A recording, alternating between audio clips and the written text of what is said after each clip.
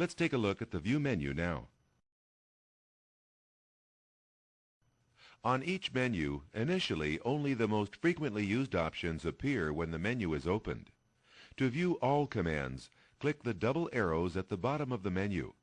Let's try this now.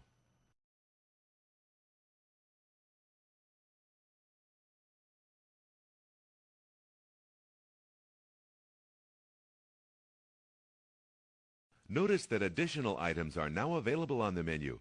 Items that are unavailable appear in gray text. Options that are used less frequently and that were previously hidden appear with a darker gray area on the left. You can close a menu by clicking anywhere outside it. Close the View menu to continue. Controlling what commands are shown on a menu is a feature that can be disabled. You will disable this feature so throughout the remainder of this course, all menu options will be visible at any time. To turn off this feature, you can use the Tools menu to open the Customize dialog box. Let's try this now.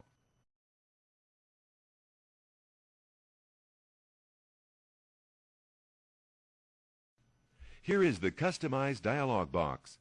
In this dialog box, you can choose Always Show Full menus by clicking the second checkbox. Click this checkbox now so that all your menu options are visible.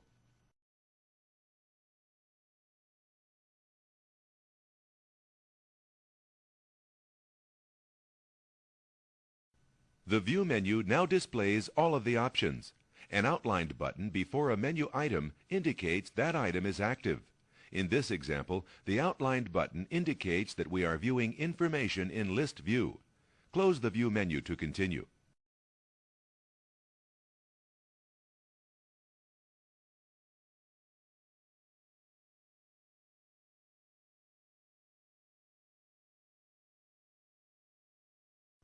The keyboard combinations that appear to the right of some menu commands are called keyboard shortcuts.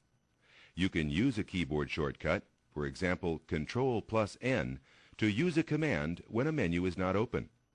You should remember, however, you cannot use keyboard shortcuts when a menu is open. Let's open the File menu to see some keyboard shortcuts.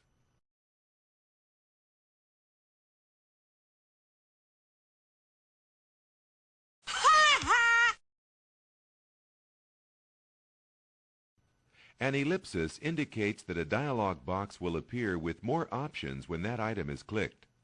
An arrow indicates a submenu will appear when that item is highlighted. Let's close the File menu and learn about the Database toolbar. Below the menu bar is the Database toolbar. The Database toolbar contains buttons that activate frequently used access commands. Clicking a button has the same effect as choosing a command from the menu bar. If you want to know what action a toolbar button or command performs, position the mouse pointer over it and Access will display a screen tip. Let's explore this toolbar now. Along the bottom of the screen is the Access status bar. The status bar displays information about the current object you have selected, or it lets you know when Access is waiting for you to perform an action. On the far right of the status bar are indicators that let you know when you have settings such as Caps Lock or Number Lock turned on. Right now, below the Database toolbar is the Database Window toolbar. The Database Window toolbar contains buttons that allow you to open objects, change views of the selected object, create or delete new objects, and alter the way the object list appears. Clicking a button has the same effect as choosing a command from the menu bar. If you want to know what action a Database Window toolbar button performs, position the mouse pointer over it and Access will display a screen tip. Let's explore the Database Window toolbar now.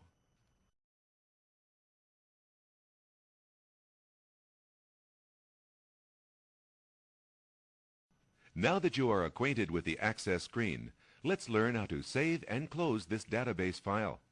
To save a database, either click the Save button on the Database toolbar or click the Save command on the File menu. Since no changes were made to this database, it doesn't need to be saved. To close a database, choose Close from the File menu or or click the Close button in the upper right corner of the window. Let's use the File menu to close this database.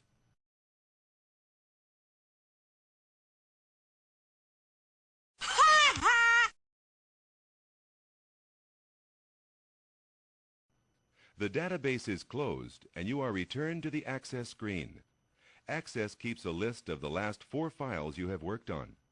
This list is found at the bottom of the File menu. To